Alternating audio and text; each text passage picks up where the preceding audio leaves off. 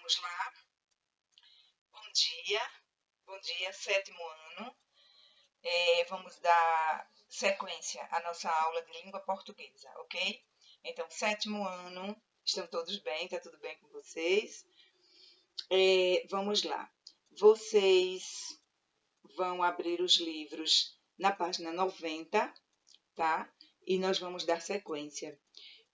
Inclusive, o sétimo ano, vocês têm uma atividade, não é, para apresentar, no caso, para enviar uma crônica, não é? Pode ser um texto pronto ou não, mas com a sua crítica. Então, o sétimo ano está com uma produção de texto, não é? Produzir um texto, uma crônica. E o que é uma crônica? Eu já expliquei naquela outra aula, não foi na teleaula. Vocês vão fazer uma crítica a respeito de uma situação. Pode ser um texto pronto ou não. Pode ser um texto seu, que você mesmo vai criar. Então, você vai falar a respeito de alguma coisa e, ao mesmo tempo, dentro daquela notícia, você vai colocar o seu ponto de vista, fazer o seu comentário, tá? Tem que ser uma notícia, uma situação verídica, tá? Uma coisa que realmente esteja acontecendo, ok? Então, é o seu texto que você vai produzir. Quantidade de linhas é você quem sabe, desde que esteja dentro do contexto, tá certo?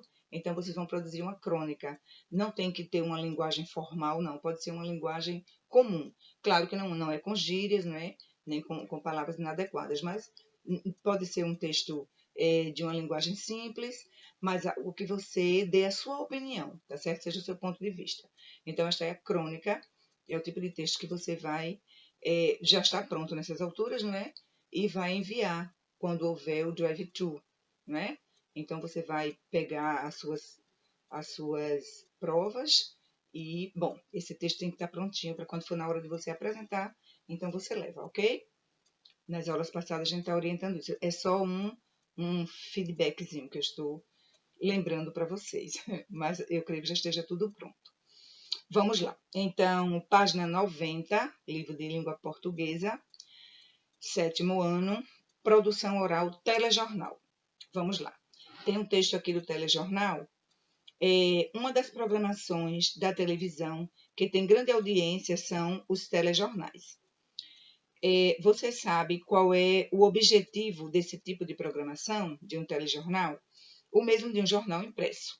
Informar sobre os fatos recentes, objeto desse tipo de, no caso, sobre fatos recentes, às vezes apresentado no momento exato em que estão acontecendo. Então, notícia tem isso, né? Às vezes, no momento que está acontecendo, o pessoal já está pegando, preparando e passando para o telespectador. E, às vezes, são notícias que se pegou direitinho, guardou e está passando, mas algo não tão antigo, tem que ser da atualidade, né? A diferença entre essas duas formas de noticiário é que nos jornais impressos, o jornalista escreve as informações para serem lidas, enquanto no telejornal, as informações são apresentadas oralmente em um canal de TV e são assistidas pelo público. Então, na tirinha a seguir, Maluquinho, o menino Maluquinho, dá algumas informações em forma de telejornal.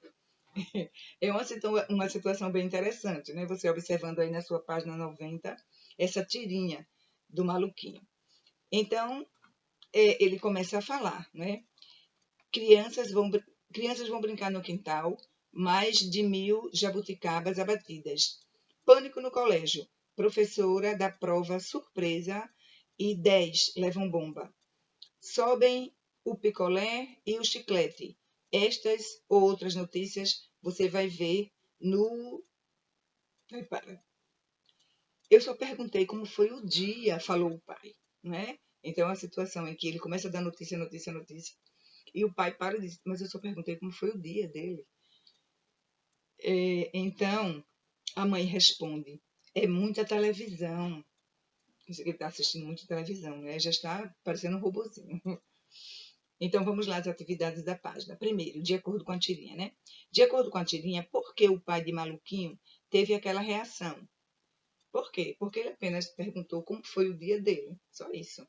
E ele ficou falando como se fosse um robô, não é? Então, só por isso, porque ele havia perguntado como foi o dia do filho.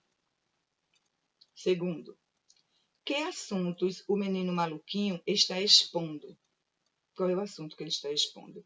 Então, as brincadeiras, não é, que ele e os amigos realizam, a prova surpresa que a professora passou e os meninos não tiveram um bom resultado, e o preço de alguns doces, né, algumas guloseimas. São as notícias que ele está dando. 3. Quais são as pessoas envolvidas nos fatos? No caso, o menino maluquinho e seus amigos. Né? A notícia dele relaciona-se a isso, ok? Então, as pessoas envolvidas, o menino maluquinho e os seus amigos, ok? Quarta questão, da página 90.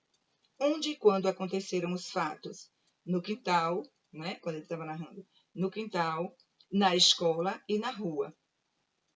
Exatamente onde ocorreram os fatos. No quintal, vírgula, na escola e na rua. Vamos lá, avançando. 91. Quinta questão. O menino maluquinho apresentou diversos fatos, porém não explicou como nem porquê de eles terem ocorrido. Você sabe que nome recebe esse tipo de recurso que na televisão é exposto na abertura dos telejornais? Com que objetivo ele é utilizado? Então, no caso aí, essa resposta de vocês é pessoal, mas é denominado chamada, entendeu? Chamada. Quando acontece, são esses recursos que eles não estão totalmente expostos. Chamada. O nome no caso, é a resposta.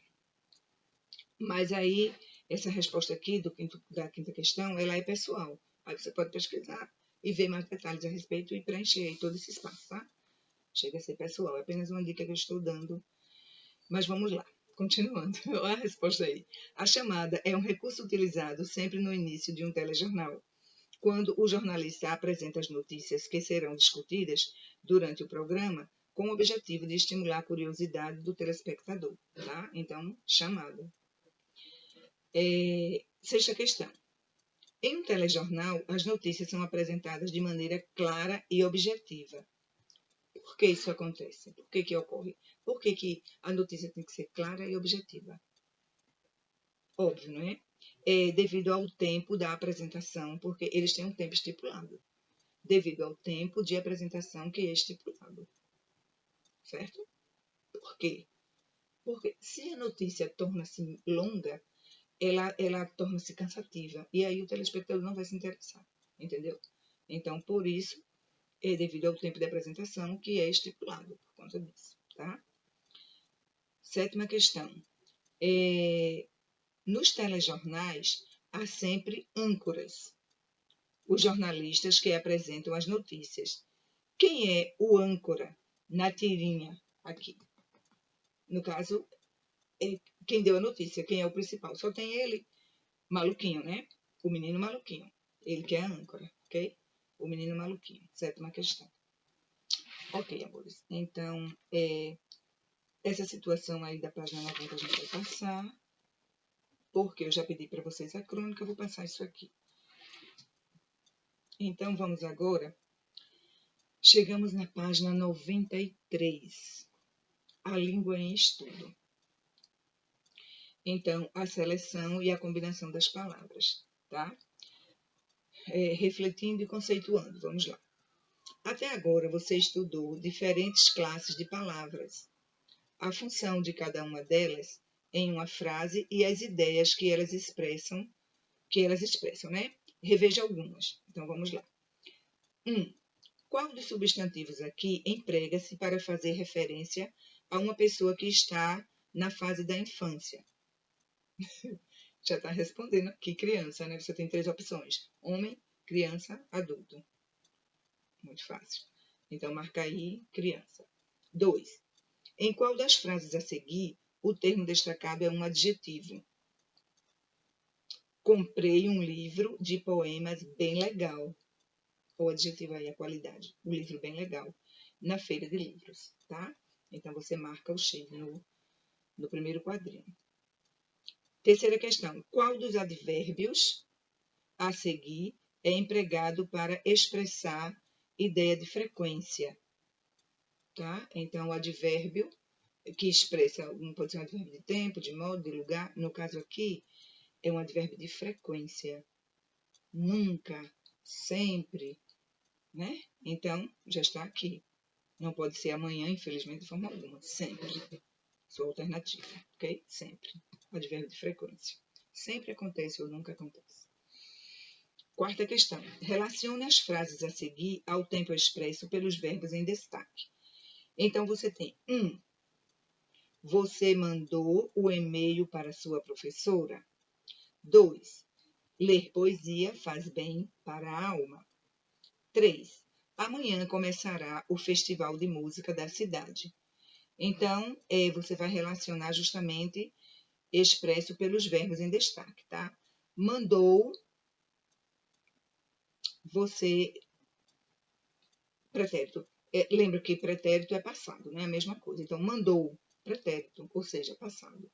Aí você coloca o número 1, onde tem pretérito. Mandou, pretérito, número 1. Certo? Fazendo a relação. Número 2, presente, faz. Então, o 2 faz no presente. Você bota o número 2 lá no presente. E 3, futuro, né? Começará. Está no futuro. Então, seguindo a ordem, 2, 3, 1. Certo? Enumeramos. Essa resposta do quinto aí é pessoal, mas eu vou dar uma lidinha no enunciado para lhe situar melhor. Forme uma frase combinando as palavras selecionadas a seguir. Se necessário, acrescente outras palavras ou faça adequações. Em seguida, indique a que tempo o verbo da sua frase pertence. Então, você tem as opções, no caso aí. Formar uma frase combinando essas palavras, certo? Uma frase só, com tudo isso aí. E você vai dizer o tempo verbal que você está usando. É você que vai criar a frase, tá? É uma coisa sua. Então, as palavras são criança, faz, sempre e legal. Monte sua frase.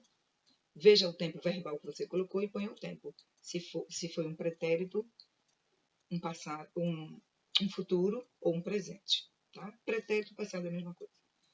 Ok? Então, é pessoal, você vai elaborar. Ok, vamos avançar. Para nos referir a algo ou expor nossas ideias ou opiniões, oralmente ou por escrito, selecionamos palavras de diferentes classes gramaticais, substantivos, adjetivos, verbos, advérbios, entre outras. E as combinamos em frases, de modo que cada palavra exerça, dependendo do contexto, uma função específica e expresse o que desejamos. A seleção e a combinação de palavras são importantes para que a combinação com o interlocutor aconteça de maneira clara e eficaz. Então, tem que haver o quê? Uma coerência, né? Entre as palavras, entre as situações, entre o interlocutor, tá?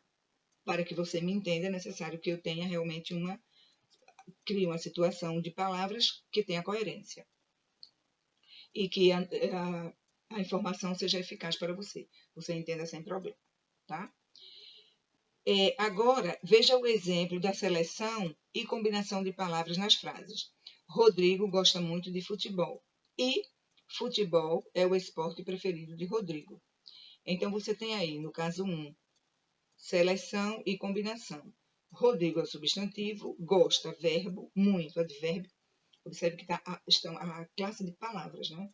Cada palavra se identificando nas suas classes gramaticais. De, preposição e futebol, substantivo. Tá? Então, na frase, cada palavra está sendo selecionada dentro da sua situação gramaticalmente. No caso 2, seleção de combinação. Futebol, substantivo, verbo, eu sou, tu és, ele é, ok? O, artigo, esporte é um substantivo, preferido é um adjetivo, que pode ser preferido ou não. Tá? Então, é um adjetivo, uma qualidade. De, preposição. E Rodrigo, substantivo. Então, responda as questões a seguir de acordo com as frases. Vamos lá. Letra A. Quais classes gramaticais estão presentes tanto na primeira quanto na segunda frase? Então, quais são as classes que tem tanto uma quanto na outra? Ó, substantivo, não é? Verbo, advérbio e preposição. Ok? Porque você tem substantivo, verbo, advérbio e preposição. Exatamente. Pronto. Resposta da letra A. Ok? Letra B. De quem se fala na primeira frase? De Rodrigo. Né? Fala-se de Rodrigo. Letra B, no caso. Né? Agora, letra C. O que é declarado a respeito dele na primeira frase? Que ele gosta muito de quê? De futebol. Que ele gosta muito de futebol. Fácil, né? Vocês devem estar amando essa atividade aí, tá bem legal. Letra D. Quais classes gramaticais completam a segunda frase? No caso, substantivo, verbo, adjetivo, preposição e artigo. Substantivo, verbo, artigo, adjetivo, preposição. A ordem não altera nada, não. Pode, desde que você ponha todas as classes. Letra E. De que se fala na segunda frase? De futebol, né? Rodrigo não gosta de futebol. E na outra frase também, que é futebol também. Futebol é o esporte preferido de Rodrigo. Rodrigo gosta muito de futebol. Mesma coisa. A letra F, de faca. O que é declarado a respeito disso na segunda frase?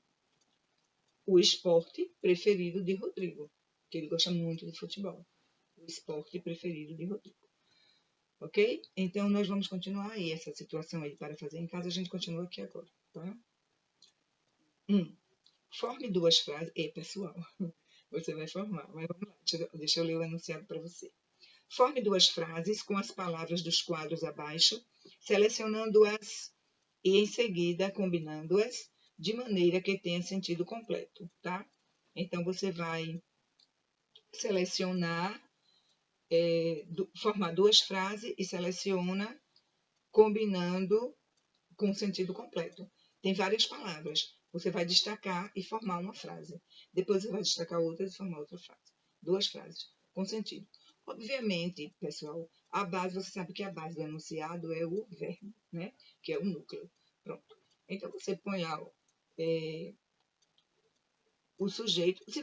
Eu creio que você tenha que fazer adaptações. Pode fazer adaptações, desde que tenha as palavras, entendeu? Então, você aí, aqui, olha, observe que tem jogar, verbo, ser, cantar, comer, falar, uma fileira de verbo. Aí você tem aqui os advérbios, sempre, nunca, jamais, sim, aqui. Pronomes, eu, nosso, tá tudo aqui. Tá tudo aqui. Não é necessário nem fazer adaptação. Ó, os artigos, tá vendo? Ó, as, uma. Os pronomes, tá vendo? Pronome pessoal, eu, nosso, possessivo, aquela, demonstrativo, todo tipo de pronome, tá aí. Substantivos e os adjetivos. Então, você tem, tá tudo aí, bonitinho, tá certo? Verbo, advérbio, pronome, artigo, substantivos e adjetivo. Você vai formar duas frases com isso aí. Fácil. Pessoal. Tá? Com você. Ok, vamos avançar. Página 95. Frase e oração. Vamos ver gramaticalmente frase e oração. Observe a produção da capa da revista ao lado. Aí você também, Galileu, 3D, sua vida vai mudar. Tá? Observe aí as cenas direitinho e vamos dar sequência. Primeiro, como você já sabe, todo enunciado que dentro de uma situação comunicativa possui sentido completo recebe o nome de frase. Observe dois enunciados retirados da capa da revista apresentada. 1. Cuidado. 2. As calorias enganam. Tá tudo aí. Então, letra A. Em qual desses enunciados há verbos? As calorias enganam. Qual é o verbo? Enganar. Eu engano, tu enganas, ele engana. Ok? Você está conseguindo conjugar, não é? Então, é verbo. Há os que não conjugam, né? Por exemplo, chover, a gente não vai conjugar um verbo, mas alguns, uns comuns, né? Dá para você perceber. Então, enganar, tá?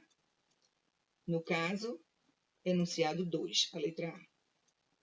Em qual desenunciado há verbos? No enunciado 2. Letra B. O enunciado que não apresenta verbo possui sentido completo? Sim.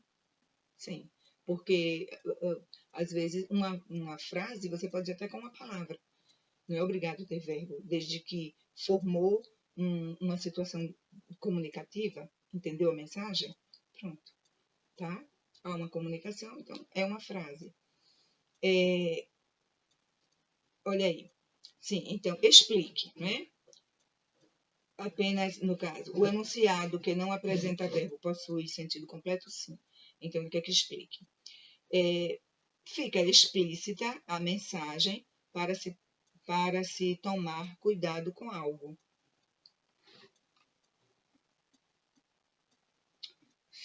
Tá, aqui, não é? Sua vida vai mudar.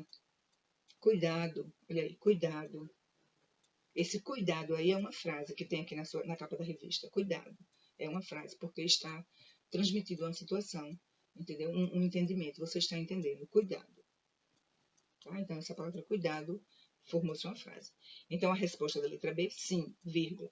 Pois fica explícita com X, tá? Explícita com C. Não esqueça do acento agudo no primeiro I, explícita. A mensagem para se tomar cuidado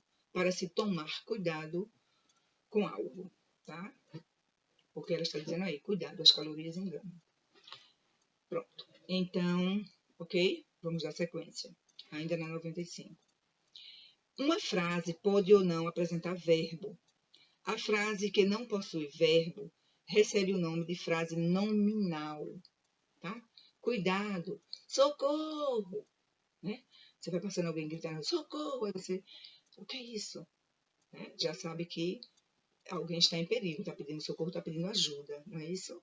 Então, isso aí é um enunciado e está expressando uma situação, ok? Chama-se frase nominal. Ela não precisa de verbo, ela não é verbal, ela é nominal porque apenas ela satisfaz. A frase que se estrutura em torno de um ou mais verbos é denominada frase verbal. O número de verbos e locuções verbais de uma frase verbal corresponde ao número de orações presentes nela. Observe o exemplo. E sem saber, primeira oração. Você pode estar comendo, segunda oração, mais do que deveria. Então, por quê, tia? Não estou entendendo nada dessa coisa de oração. Veja bem. Observe que em cada verbo, essa estrutura aqui desta frase está parando em cada verbo. Então, você formula uma oração a partir do momento que tiver um verbo, tá? Então, uma oração, e sem saber, olha o verbo saber.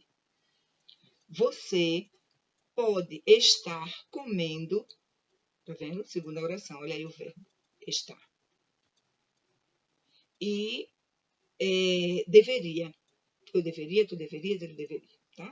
O verbo. Então, as orações, elas são formadas em torno de um verbo, certo? De um núcleo, ok? Então, aí você tem, observe que tem 3 orações, porque cada situação formula um núcleo, formula com um verbo. Então, observe, todo enunciado organizado ao redor de um ou mais verbos e locuções verbais recebe o nome de oração. Uma oração pode ou não ter sentido completo. Por exemplo, do que deveria é uma oração que não transmite sentido completo e, por isso, não é considerada frase verbal. Já o enunciado, as calorias enganam, é uma oração que possui sentido completo e, portanto, é uma frase verbal. Ok? Então, vamos lá. Avançando. Segundo, as orações. Leia outro enunciado presente na capa da revista. As orações acontecerão dentro do seu quarto. Desculpa. As ações acontecerão dentro do seu quarto. As ações.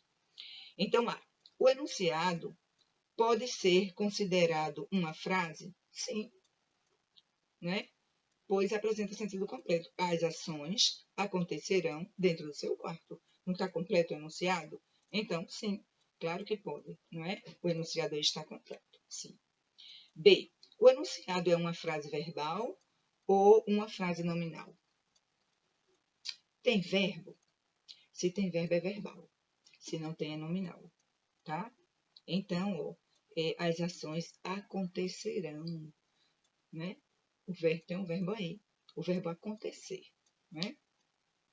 Dentro do seu quarto. Então, no caso, a frase é verbal, tá? Pois a estrutura em torno de um verbo, certo? O verbo acontecer. E a letra C. Quantas orações há no enunciado?